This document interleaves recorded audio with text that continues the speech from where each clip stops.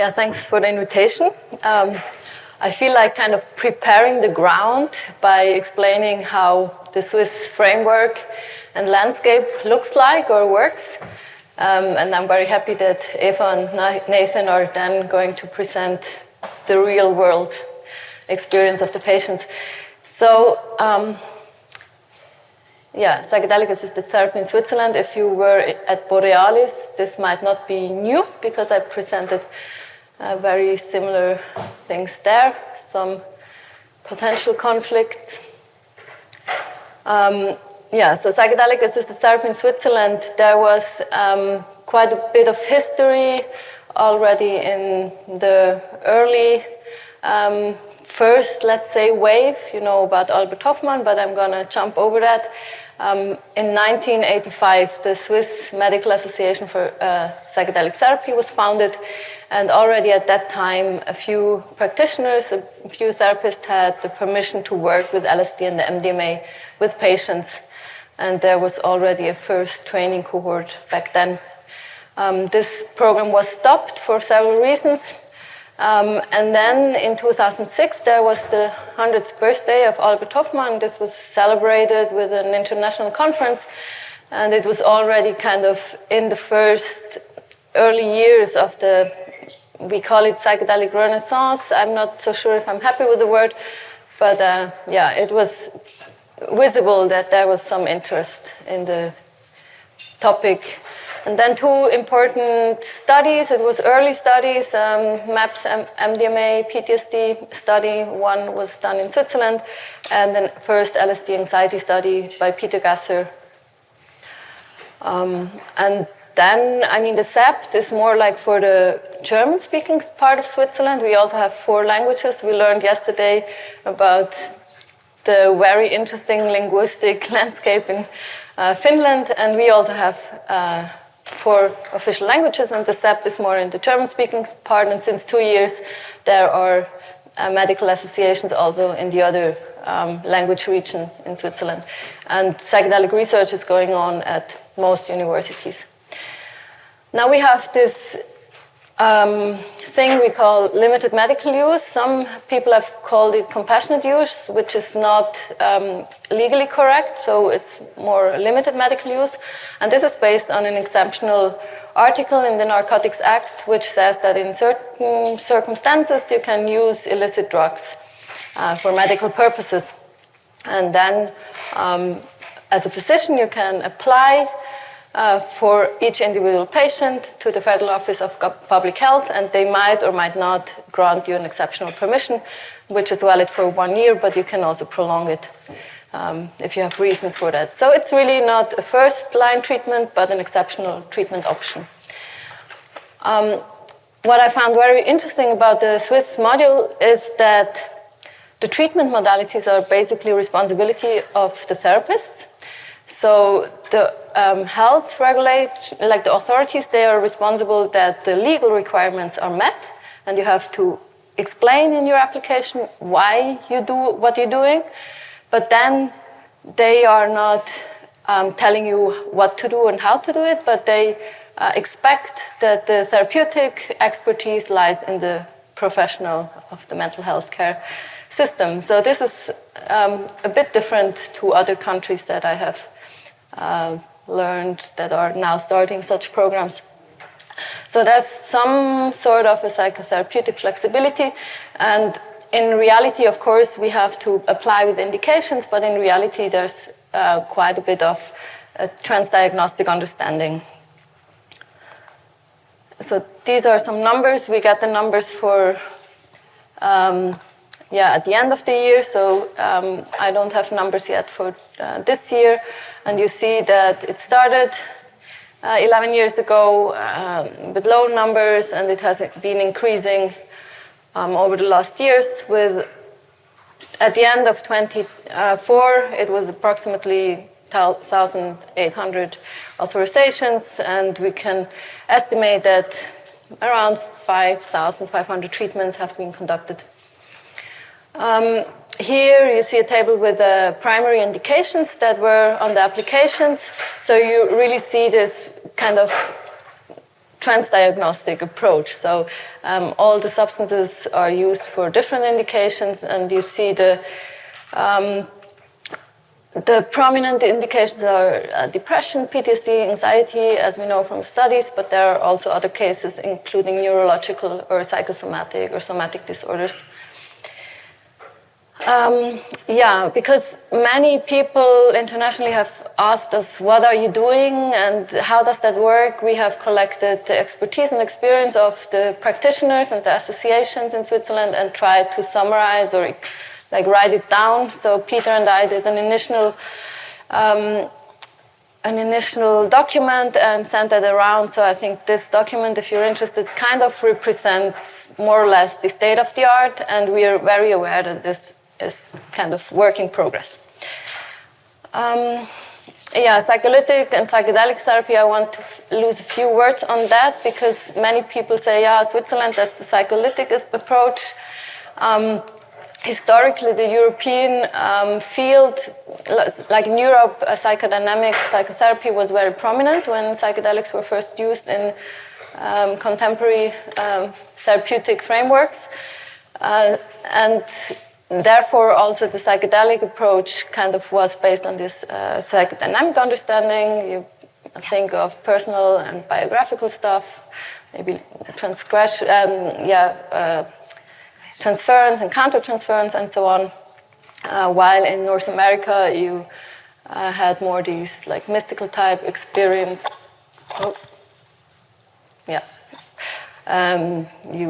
You think about transcendental and ego dissolution.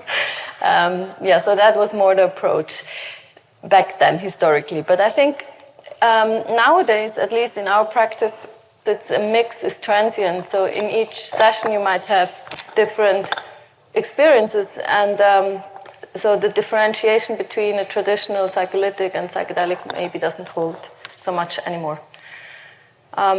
So this is one of the pictures of a therapy room. I want to say a few words on the setting and the variability of the settings that we are. Okay. Perfect. Good, we change. So in practice nowadays, we have individual settings or group settings. There's psychedelic assisted therapy in private practice. This is how it all started, but increasingly clinics have also started to do psychedelic assisted therapy in inpatient and outpatient settings. Then, most practitioners try to create a room that's inviting, that's comfortable, that's warm. There's this whole debate, how much do you suggest, how much do you influence when you prepare a room? There's one clinic in the western Switzerland, they say they don't prepare anything. It's a very clean and clinical room because they don't want to influence the patient. And I'm wondering if you can even do something like not influencing the patient. So imagining going to a therapy room that's very sterile, I think this would also influence me as a patient. So there's this kind of debate, but most agree that they want to create a room that's comfortable and inviting. Also about music and instruments, there's, I think most of the practitioners either prepare their playlists individually for each session, or what I do, for example, with my colleagues, we select pieces of music while the therapy is going on. So we have kind of a baseline of silence and choose pieces of music. And then there are people that use just standardized playlists, or they ask even the patient to bring their music. And some use instruments. Location is a thing. Many do it just in their practice. At Borealis, I think Paul Lignaitsky said that they build now clinics for psychedelic assisted therapy, and in our case, it's more like we implement it in the existing structures. So that can be your private practice, that can be the clinic. Of course, you need a group room if you work with groups. So there are different modalities, and I've been working now in different contexts, and I'm surprised how you can make it work in contexts that you might initially have thought that it's not a really good setting. But I'm surprised how you can create a room with a team that's comfortable and good for the patients. Yeah, therapists, we have usually psychiatrists, but depending on the indication, of course, it can be neurologists, and they often work with co-therapists, psychologists, or psychiatric nurses. So I think we appreciate also an interdisciplinary approach. And there seems to be a variety in the overall structure and process, also depending on where you do it and what the patients are. So I think it's kind of a really real-world approach we have. And having said that, it's not random, so there are clinical decisions behind these decisions. Yeah. So the procedure, I think most of the therapists in Switzerland work with an understanding of an ongoing psychotherapy, an ongoing process that, of course, has some preparation specific to the psychedelic experience and integration as well, but it's embedded within a broader therapeutic framework or a process. I want to give you an example of how we work in the group. We have usually 4 to 12 participants or patients. We are usually 2 main therapists with a co-therapist sometimes.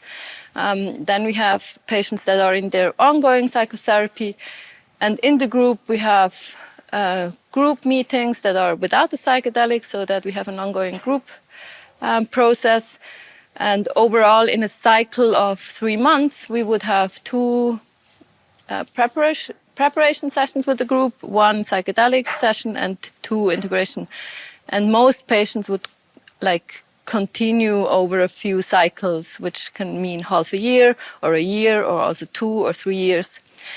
So it's individualized treatment, let's say. And we have mixed groups, so each patient has the permission for 1 substance based on their indication, based on the clinical decision for that patient, and the patients are together in a room, which works very well and surprises some people when I talk about it. Just some impressions. Usually we have something in the middle, a carpet or instruments, something to eat. Sometimes patients bring something that's important for them. It can be an object, a photo or something, and sometimes they place it in the middle, and we have music. And this is just another example of the middle. And this might be a ritual element that gives structure and also a reflection point. Some reflections on our situation. So we have many patients and still rather little expertise, even though it's maybe 200 therapists now doing the work. And the more therapists do this work, the more we also have to think about the training. So far, our trainings have been very intense, quality, small groups, long time. But the more this field grows, the more we have to think also about training opportunities that reach more people. And then there's this famous question about the personal experience, if this is necessary or not, or should be optional or whatever. And we have an ongoing study on this question. In the same stream of thought, the psychedelic therapy has been growing in Switzerland. It's a lot of implicit knowledge, learning by doing, learning from the elders. But the more this grows, the more we also have to think about standardization and certification, maybe. And what we cannot emphasize enough is the importance of intuition and supervision and a network. And we emphasize often that no solo attempts should be made and that we try to create an open feedback culture. And this works well in a country like Switzerland that's small and everyone knows each other. So it's maybe not a module that can just be copy-pasted into bigger countries with more people.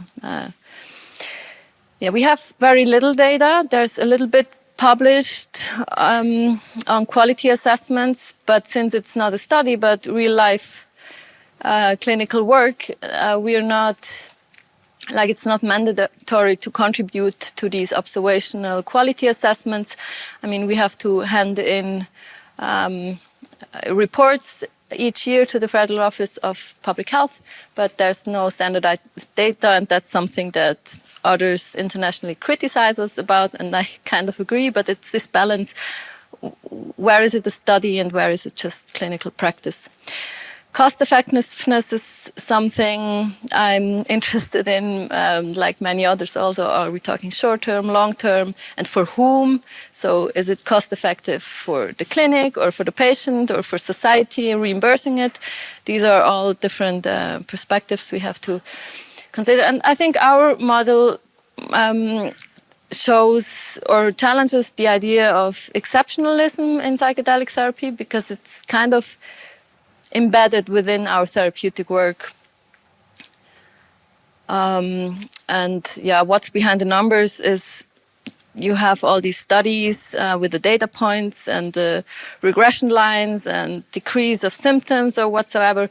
But I mean, the reality of the patients is often much more complex, and it can go all sorts of directions. And it often, I feel, it's not really reflected in reductionist assessment tools that we use. Yeah, reimbursement is an issue. As I said, the setting and the procedures vary, and there's some agreement, but also some adaptability towards just the infrastructure that's given in a certain context. I also addressed interdisciplinarity. And then just psychotherapy as such can be a challenge. There's all sorts of ethical considerations. We talk about, for example, informed consent. Then something I like to emphasize is that indication and contraindication, we usually don't only reduce to a specific diagnosis or disease, but it's also really how is the therapeutic relationship, and also is the setting that I offer good for that patient. So indication is much more like, does he have contraindications and does he fulfill the diagnostic criteria? But it's the context, it's his social surrounding, and it's the patient-therapist relationship. Yeah, maybe a few words on evidence-based practice. In medicine, the emphasis is very much on empirical data, and I appreciate that. But when you read the psychotherapy literature, the emphasis, or it's much more kind of integrated, that there are two different additional pillars, which is clinical expertise and experience, and also the patient preferences, context, and characteristics. Yeah, we know that psychedelics challenge the gold standard RCT. I think it's valid and important to do that, but it's really not all. I think I'm going to skip the training for time reasons, but if you want, you can read about it. We have published a little bit about our training landscape. Yeah, so we have limited medical use since 11 years now. There's evidence from empirical RCT studies and so on, but also we have clinical experience and expertise and patient perspectives that are relevant. And I'm very happy that Eva and Nathan are gonna talk about that. And I sometimes wonder, what can we learn from the Swiss situation?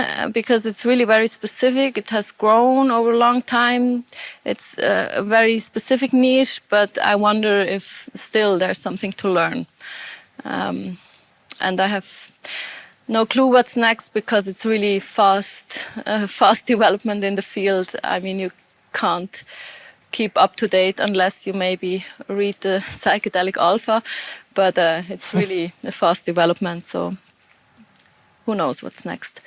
Yeah, I want to thank the Swiss Medical Association for Psychotherapy, and I want to thank our patients and the universities I'm affiliated with. Here's just Basel, but I also work in Zurich, more doing basic research, and yeah, everyone who contributes to this field.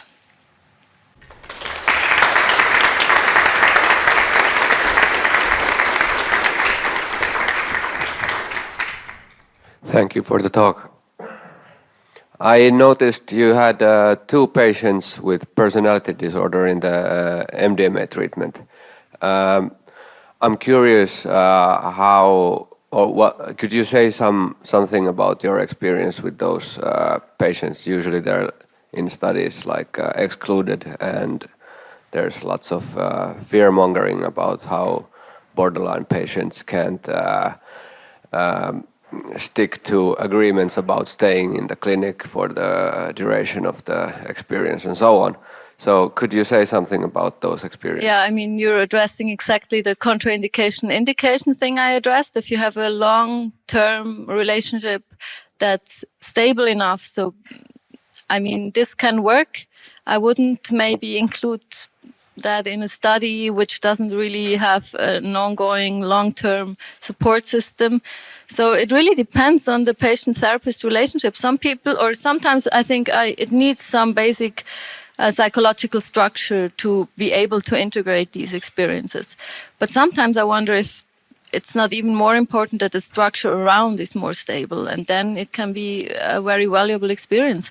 And in the Geneva hospital, they have treated a patient for his negative symptoms in schizophrenia.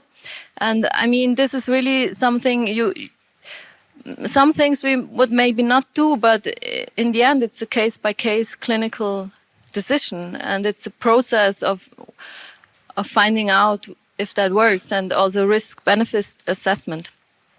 So, yeah. And I mean, most patients that have really treatment-resistant, very long histories of suffering, they often have something with their personality also. Doesn't need to be a full-blown personality disorder, but it's complex cases. It's a lot of comorbidities often also. I like that you have the freedom to make those decisions. And I mean, we have not many things gone wrong over the last 11 years. So I think what we've been doing is considerably safe. There was one suicide. I think that's the reality of our patient populations, and we just have to be pragmatic about that as well. But I think it speaks for itself that there was not too much serious stuff going on. Thank you. Other questions? There's one, and I'll give you the mic, but I'll ask mine first. Is there a requirement to be registered Swiss citizen to get access? Is there medical tourism around this? I mean, Switzerland is quite known for in other fields of medicine. Legally, this is not a requirement, but the Federal Office of Public Health checks, on the one hand, who applies, who's the physician applying, what is his or her qualifications, how is that person in a network. And for the patients, they want to know that continuous care can be provided, which doesn't work if someone flies in from far. So I think like psychedelic therapy tourism won't work, but maybe if you live at the border and these guys can be provided, then it's an option. I don't know. Oh, now it works again. Thank you for this, for sharing your experience from Switzerland. I'm curious about when you showed the history, it seems like there might be a larger cultural phenomena surrounding psychedelics in Switzerland. So would you be able to elaborate a little bit more on what you think the public perception of psychedelics as a therapeutic tool is in Switzerland, and also how clients or patients get involved in this therapy? Yeah, I mean, the public perception has changed. When we did a study in 2016, it was the university offers drug camps. That was the headlines. And then a few years later, it was much more positive. So I think it's still maybe kind of a niche, educated people more. So we talk maybe also about access. But we have patients that have never heard about psychedelics, and we propose it. And they're like, oh, that's drugs. So we don't have this huge selection bias of people, oh, I want to do that. I mean, of course, there are some people that have these expectations. But I mean, our patient population ranges from, like, it's very diverse. So, and sometimes they refer to us, sometimes they hear something in the media and they approach us.